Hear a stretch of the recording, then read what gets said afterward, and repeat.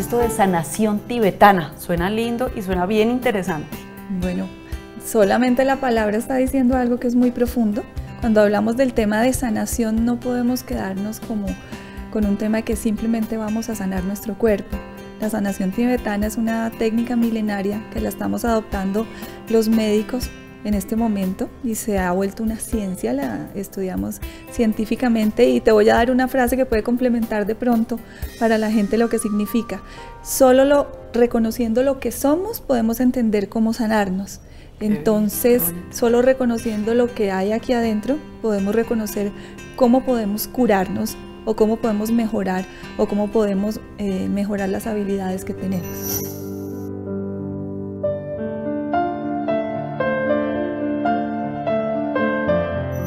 Empecemos a escuchar el cuerpo. ¿Qué pasó hoy? ¿Por qué tengo esa gastritis o esa sensación en el estómago? ¿Por qué me duelen los hombros?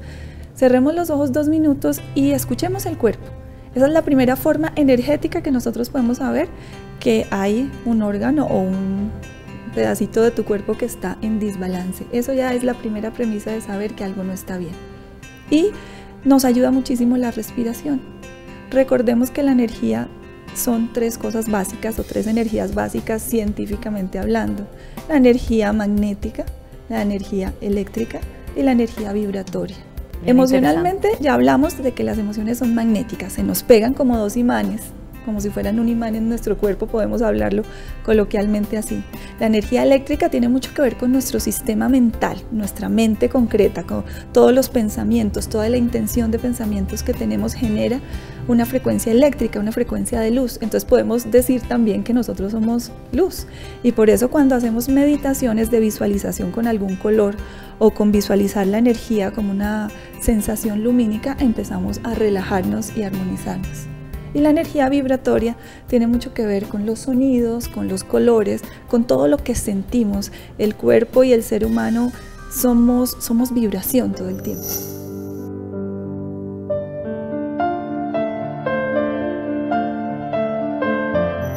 Acompaña nuevamente la doctora Elizabeth, médica bioenergética. Nos está enseñando acerca de algunos jugos, a prepararlos, que sirven para depurar, para desintoxicar. Este es un jugo que nos puede ayudar enormemente para hacer un detox completo, una desintoxicación general a nivel riñón, hepático, linfático, a nivel sanguíneo, y tiene unas propiedades antiinflamatorias maravillosas. Programas pasados de que cada fruta o verdura tiene una semejanza con los órganos del cuerpo. Hablemos del apio. El apio pues es una excelente verdura, es una verdura que se utiliza para drenar sistema linfático, es maravilloso, antiinflamatorio. Si nosotros vemos las hojas y el tallo, si nosotros decimos que esto genera antiinflamación a nivel articular, podemos ver que esto parece un huesito y están las articulaciones, y también se parece mucho al tejido linfático. 3 beneficios, para resumir, del jugo que hemos preparado con limón, zanahoria y apio. Pacientes con problemas articulares, dolores musculares, artritis, artrosis, fibromialgias, excelente. El que se quiera desintoxicar y desintoxicar la sangre, el metabolismo, también maravilloso. Y la tercera propiedad, el insomnio, que es un descubrimiento de hace por lo menos unos 6 meses que no lo sabía.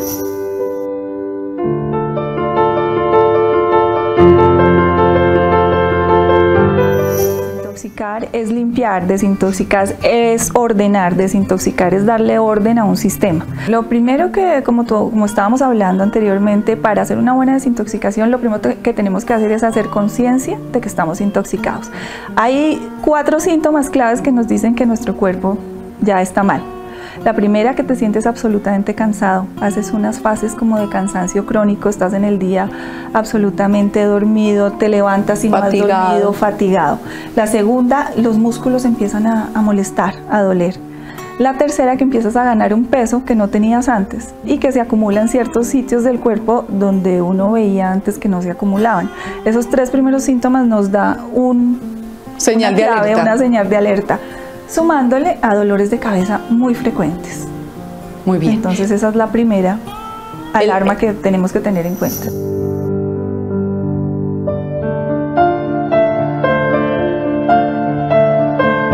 Se sabe que el 85% de las patologías físicas tienen un origen emocional, y solo el 10% restante es mental o de origen genético. Hay gente que es muy escéptica con este tema. Dice, pero es que las enfermedades vienen de la genética. ¿Cómo no se va a enfermar una persona que fuma cigarrillo toda la vida? ¿Cómo no se va a enfermar una persona que tiene malos hábitos alimenticios? ¿Usted qué le diría a la gente que es escéptica, doctora Elizabeth? Primero, ante el escepticismo hay que decir que prueben con su vida diaria y con su presente. Casi todos tenemos alguna emoción revuelta en el diario vivir y casi todos tenemos una somatización asociada a esto. Si uno preguntara qué porcentaje, digamos que 1 a 100, qué porcentaje juega cada cosa, nos habías dicho que el 85% eran las emociones. ¿Qué porcentaje juega también la genética, el medio ambiente en que vivimos y todo este tipo de cosas?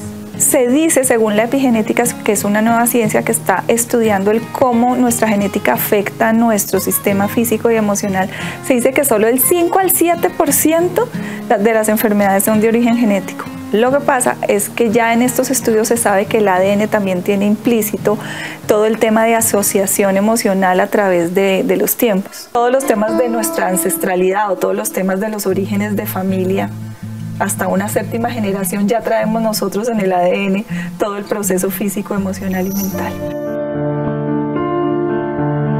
Los 3 primeros tips de antienvejecimiento.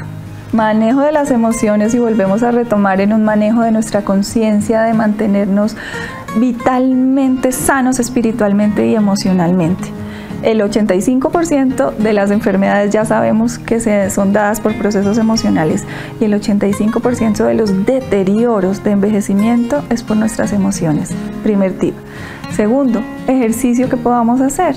Nuestro tiempo libre manejémoslo de una forma más coherente y saquémosle un ratico a caminar, un ratico a nadar, un ratico a hacer algún deporte que nos gusta. Para los que no hacen mucho deporte, simplemente salgan al parque, caminen, respiren. Tercer tip, nutricional. Como siempre enfocamos contigo, el tema nutricional es absolutamente clave. Y de los 4 tips en adelante ya son tips un poco más médicos que nos pueden ayudar a reforzar.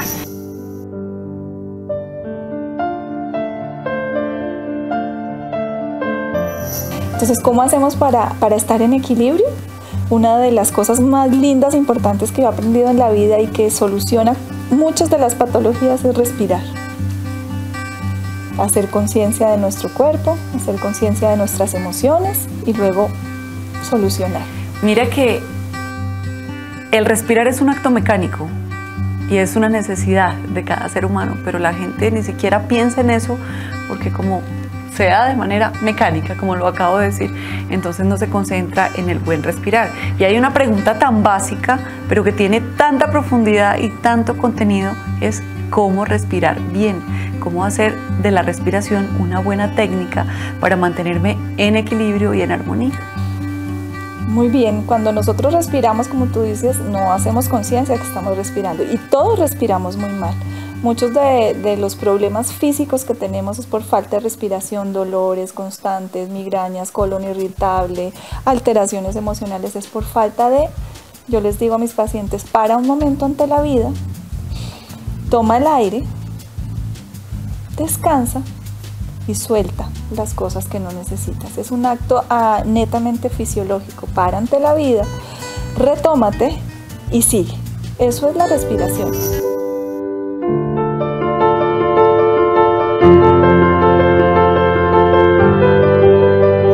Nosotros biológicamente activos tenemos cualquier posibilidad de desencadenar una somatización, pero lo primero que sucede es que la emoción queda como una impronta, como si fuera un pegotico que queda pegado en nuestro cuerpo. Esa emoción que nosotros sentimos cuando estamos estresados o cuando estamos bravos o cuando estamos tristes, esa emoción queda pegada en nuestra impronta emocional.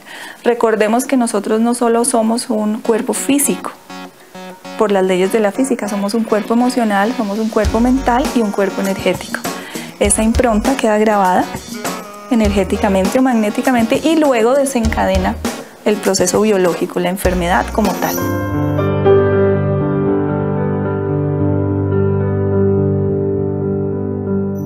Hablando de la intención es una sensación que se precede a un pensamiento. Nosotros no solo pensamos, nosotros antes de pensar tenemos un momento inspirador, tenemos una sensación, se nos pone la piel de gallina, tenemos una sensación muy intuitiva de lo que queremos y a dónde vamos a ir. Entonces la intención es algo que se precede al pensamiento y que se mezcla con un pegantico que se llama la emoción.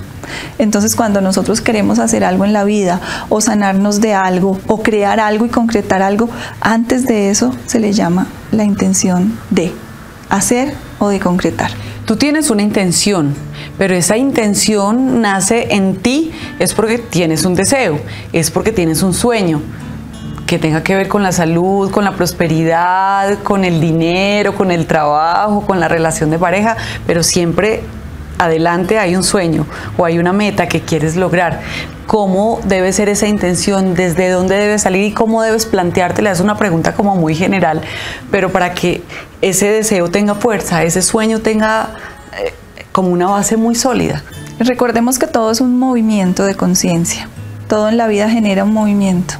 Así como el movimiento del biorritmo de la vida, como amanece, como empieza a salir el sol, luego la noche concreta para el descanso, todo tiene un movimiento. La intencionalidad como tal lleva implícito algo más importante que las ganas de hacer.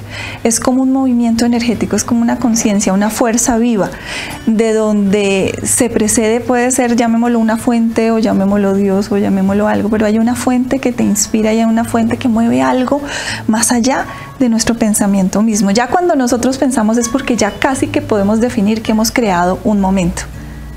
Pero esa intención puede ser buena o puede ser mala, o no buena ni mala, sino positiva o negativa. La intención es una fuerza, es una energía que está ahí. Ahí hay una intención, ahí hay algo que se está moviendo. ¿Qué vas a hacer con ella? ¿Qué quieres hacer con ella? O sea que de la intención puede nacer desde el miedo o desde el amor. Eso es un movimiento de conciencia diferente. Las emociones están calibradas por la polaridad. Tenemos la frecuencia del miedo y la frecuencia del amor. Esas dos energías están en polos opuestos, pero son en la misma línea.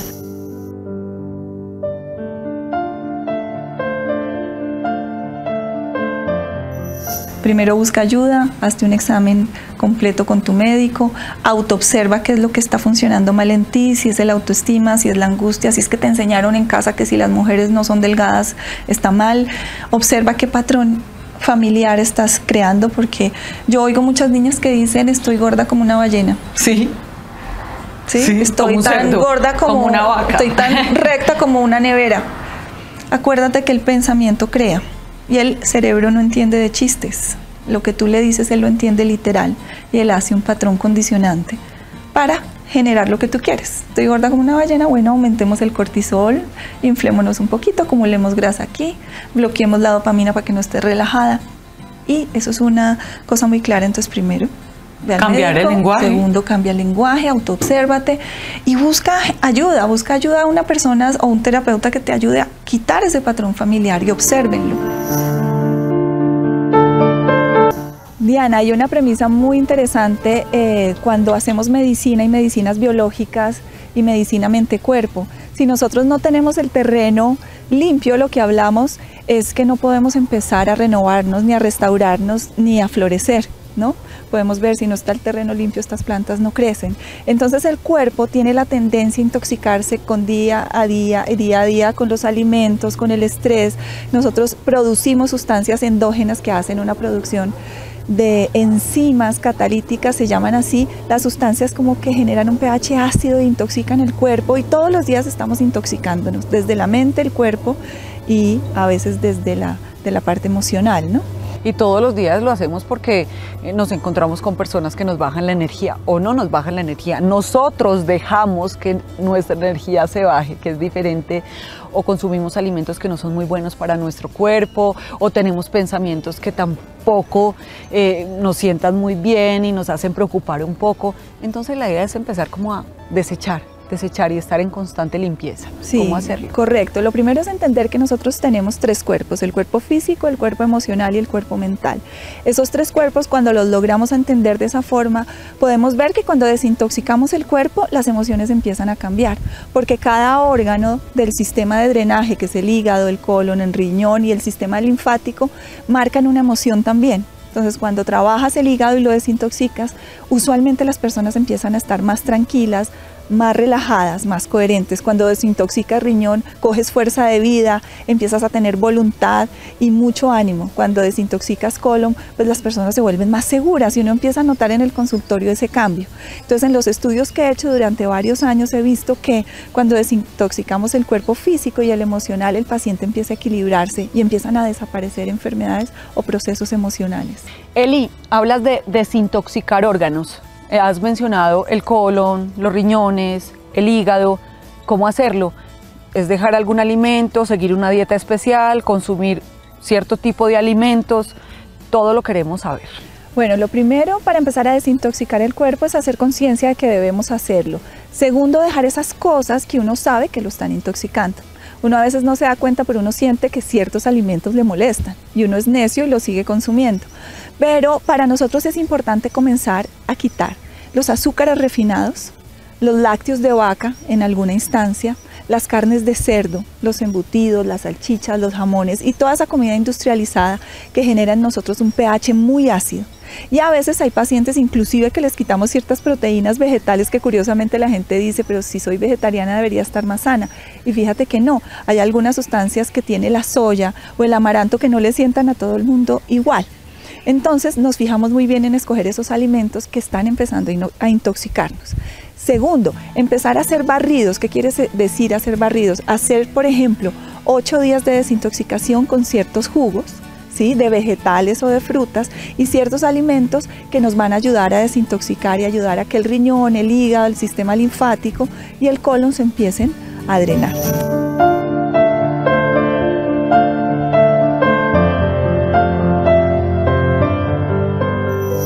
Toma conciencia y respira, dale al cuerpo oxígeno. ¿Qué pasa con el cerebro cuando respiras? Ya sabemos, Dianita, en todo lo que nos has enseñado, que producimos serotonina, dopamina, oxitocina, todas las neurotransmisores de la relajación y el placer, solo con respirar a conciencia. Contemplar también es muy bonito porque al contemplar, cuando contemplas una flor, o cuando contemplas a tus hijos, o simplemente te pones a mirar al cielo, haces que se genere un proceso creativo en el cerebro. Entonces empiezas a generar una visualización creativa. La primera premisa para meditar efectivamente es visualizar, imaginar que estás en el mar, que estás en el río, que estás sintiendo las olas. Inmediatamente el cerebro empieza a relajarse y él empieza a creer que está allá. Entonces, cuando decimos que el cerebro no entiende de chistes, es real. Todos los procesos mentales en tiempo real se vuelven reales en el cerebro. Entonces empiezas a relajar y no es difícil imaginar. O puedes leer un libro y mirar el mar y concentrarte con eso y decir, qué rico sería estar en este momento y sentir las olas, sentir la brisa. Es tan increíble el cerebro que puedes sentir el olor de la brisa, sentir la textura de la arena en tu mente en ese momento. Además que esa es la técnica más poderosa de visualización. No solamente es imaginarse, sino sentirlo, olerlo, hacerte de cuenta que eso está pasando en realidad. Visualizar definitivamente es una herramienta que nos regalan poderosa para crear o para vivir un momento de tranquilidad en medio de la turbulencia. Y la última premisa muy importante es empezar a vivir más tiempo real y presente, como nos lo enseñan el mindfulness o todas estas técnicas meditativas que no requieren una expresión muy grande, porque tú puedes meditar bailando, puedes meditar pintando, haciendo mandalas, escribiendo, abrazando un árbol, caminando. No se requiere una herramienta muy difícil para esto. Entonces, vivir en tiempo real, en tiempo presente. ¿Cómo podemos meditar cuando tantas cosas entran a la cabeza? ¿Cómo podemos entrar en ese espacio de nuestro interior a encontrarnos con esa fuerza poderosa que tenemos dentro de nosotros? Sí, la mente es un tema muy creativo, pero un creativo muy regular porque te lleva a tener unos peliculones, ¿no? Y unos pensamientos absolutamente absurdos. Le ganamos a Steven Spielberg siempre. Total. Hacemos unas películas increíbles, pero cuando respiras, visualizas, contemplas y estás en quietud un rato, la mente tiende a no pensar. Cuando haces esas técnicas de respiración, esas técnicas sencillas de observación, de respirar, de caminar, puedes empezar a aprender a meditar. Si ya quieres hacer meditaciones más profundas, hay unas técnicas muy lindas, que es cerrar los ojos y sentir todo lo que está sonando alrededor, el pájaro, el señor que está caminando, el carro que llegó. Y cuando haces meditaciones externas, inmediatamente la mente libera tensiones y se centra. Y ya las meditaciones profundas, las meditaciones zen, las meditaciones de mindfulness te llevan a tener un tiempo real en tu cuerpo y en tu mente, que empiezas a pensar que no estás pensando. Y cuando no estás pensando, ya la mente se liberó. ¿Por qué no meditas en la ducha? Tienes 10 minutos o 5 minutos en la ducha, cierra los ojos, siente el agua, imagínate que estás en un río, en una cascada, visualiza, respira y haz una oración, puede ser, ¿no? Cuando te estás comiendo algo, ¿no? Comerlo despacio, sentir el sabor, disfrutarlo. El tiempo real es tan corto realmente que si no lo aprovechamos no podemos tener un proceso de sanación o curación.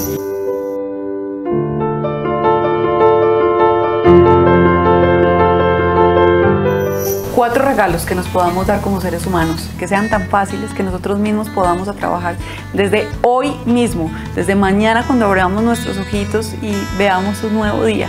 ¿Qué podemos hacer para podernos encaminar por acá y para poder ir mejorando un poquito más nuestra vida, para tomar conciencia y para vivir mejor, que ese finalmente es el objetivo? Primera, pongamos las manos unidas, mudra de la oración y oremos. Hagamos una oración sencilla antes de dormirnos. Segundo, levantémonos con una actitud positiva, mirémonos al espejo. En ese reflejo en el espejo podemos ver que debemos cambiar. Tomémonos unos minutos para mirarnos y hacer conciencia. Tercero, hagamos presencia, trabajemos un poquito. 5 minutos de respiración y meditación al día no nos quitan a nadie, nuestro trabajo, ni absolutamente nada. Y cuarto, agradecer.